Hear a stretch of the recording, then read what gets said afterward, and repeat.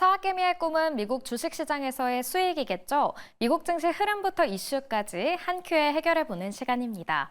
지난주 뉴욕 증시 3대 지수는 모두 강세를 보였습니다. 오늘은 어떤 흐름일까요?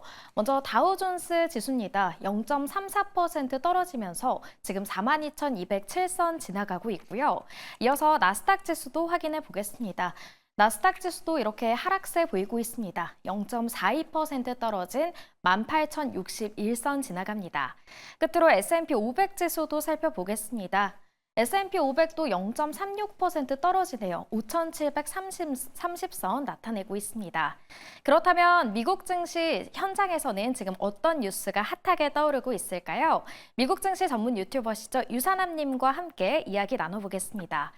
어느덧 10월의 둘째 주가 시작이 됐습니다. 이번 주에도 주목해야 할 일정들 참 많은데요. 어떤 내용이 있을까요? 네, 일단 이번 주 주요 스케줄들이 굉장히 많은 소식들이 많이 예정이 되어 있습니다. 자, 일단 첫 번째로는 CPI와 PPI, 생산자와 소비자 물가 지수가 나오게 되는 한 주가 될 것 같은데요. 일단 월요일부터 주요 스케줄 먼저 리뷰를 해보도록 하겠습니다. 일단 오늘 같은 경우는요.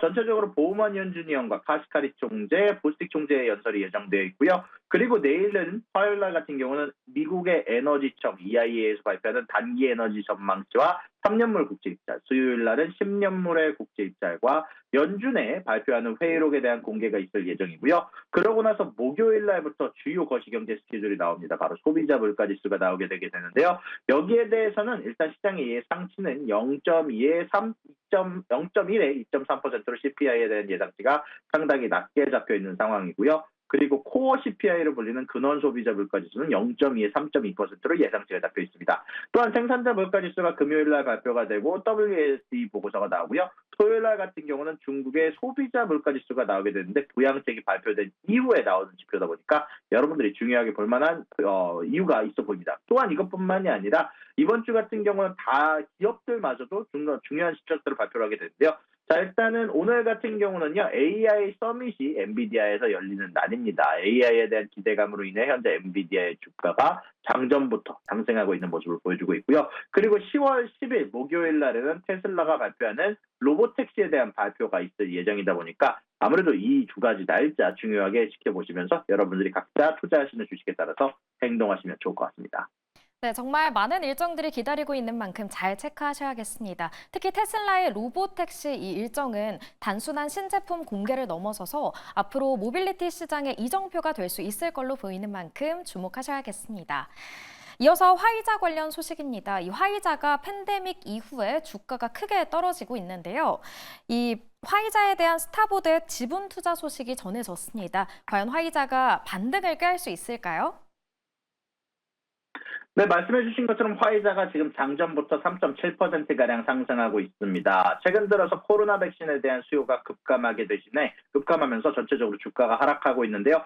그런 가운데 안에서 행동주의 투자자 스타보드 밸류가 화이자의 10억 달러 규모의 지분을 인수하고 나서 회사 재건을 추진 중이다라는 소식이 전달이 됐습니다. 일단 이 소식이 발표가 되자마자 장전부터 주가가 3.5%가량 상승을 했었고요.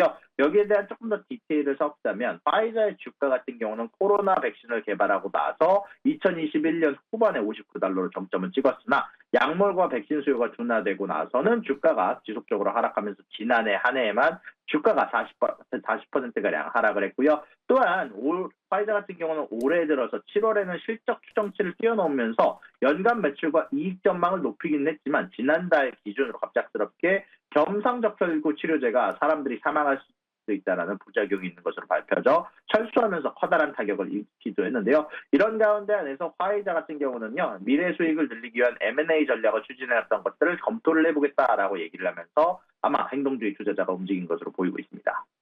네, 말씀해주신 것처럼 팬데믹 이후에 어려움을 겪고 있는 화이자인데요. 이번 기회에 이 어려움을 타개할 수 있을지 지켜봐야겠습니다. 네, 한편 미국 노동시장이 예상보다 견조한 것으로 나타나면서 이 노랜딩 가능성이 커지고 있습니다. 연착륙을 넘어서 무착륙, 노랜딩까지 할 수 있다는 건데 앞으로의 시나리오가 조금 변동이 될 것 같나요?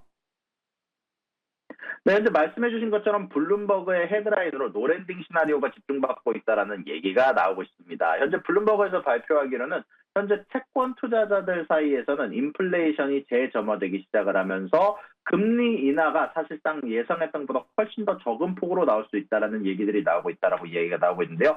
자, 여기에 대한 디테일을 조금 더 섞자면 최근 들어서 드럭켄 밀러 같은 경우는 인플레이션이 다시 재점화에 대한 가능성을 높게 평가하면서 현재 자신의 포트폴리오의 30%를 채권에 대한 쇼트를 치고 있다라고 발표를 했는데, 이런 것들과 동일하게 현재 노랜딩 시나리오에서도 최근에 나왔던 노동 지표가 너무 강세로 나오고, 또한 최근에 나오고 있는 이스라엘과 이란 같은 이슈로 인해서 추가적으로 인플레이션이 점화할 수도 있다는 가능성을 높게 평가하면서 오늘 기준으로 10년물에 대한 금리가 4%를 찍게 됐습니다.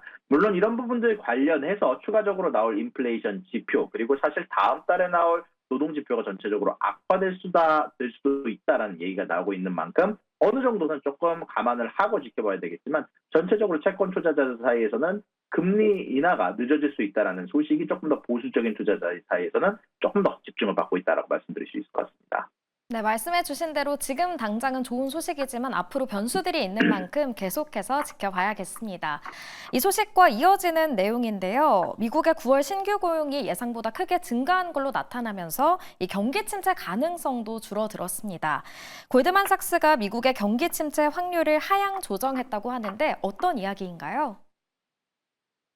현재 골드만삭스 쪽에서는요, 미국의 경기 침체 확률을 20%에서 15%로 낮췄다는 소식이 나왔습니다. 정확히 말하면 9월의 고용 자체가 굉장히 폭발적으로 나왔기 때문에 여기에 반응하는 것으로 보이고 있고요.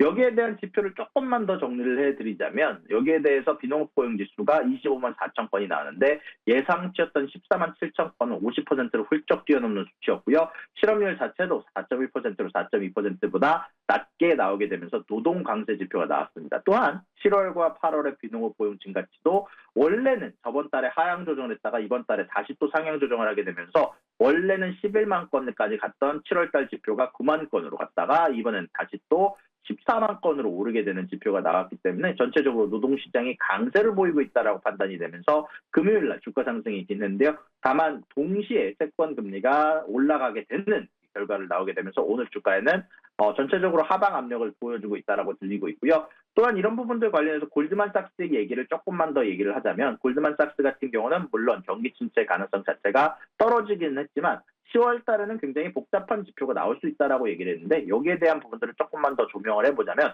10월 달 같은 경우는 대규모 항만 파업이 있었고 물론 마무리가 되긴 했지만 아무래도 초반 며칠간은 아마 영향을 줄 요소가 있고, 또한 10월 같은 경우는 허리케인 헬렌과 여러 가지 고용 데이터가 감소할 위험이 존재하는 한 달이라고 할 수 있어서 아마 조금 더 지켜볼 필요가 있다라고 저도 생각한다라고 전달해 줄 수 있을 것 같습니다.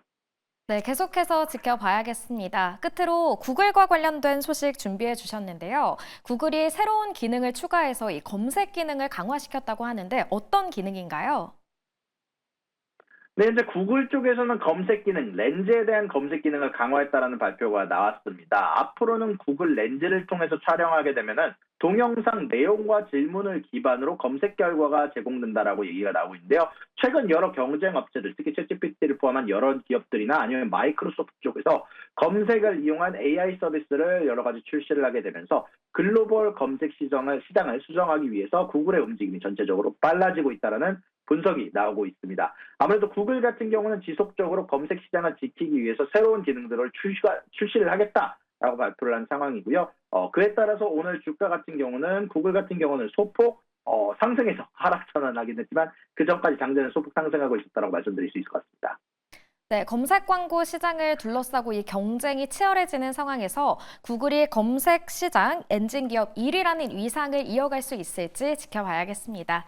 오늘 말씀은 여기까지 듣겠습니다. 지금까지 미국 증시 전문 유튜버 유산남님과 함께했습니다. 고맙습니다.